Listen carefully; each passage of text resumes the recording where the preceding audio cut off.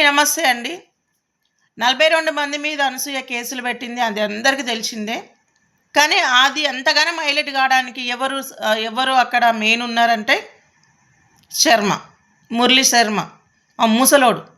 అనసూయ ఫ్యాన్‌ని, అనసూయ కోసం నేను సంఘాలు పెట్టి నా సంకలు గుద్దుకుంటున్నా అని చెప్పిండు. వాని మీద పెట్టు అనసూయనికి దమ్ము ధైర్యం ఉంటే కేసు. ప్రతి చోట నిన్ను అవమానించింది వాడు. వాడే ఇది హైలైట్ చేసిండు. ఏ ఒక్కరు ఇంతగానో మేము స్పందించలేదు.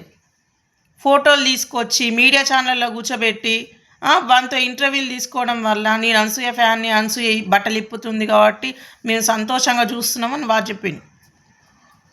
పెట్టు వాని మీద, శర్మ గారి మీద పెట్టు కేసు. 42 మంది మీద కేసులు పెట్టినావు. ఇంకొక విషయం ఏంటంటే పరువు నష్టం వేస్తుందంట. ఇన్కమ్ సరిపోవట్లేదా నీకు?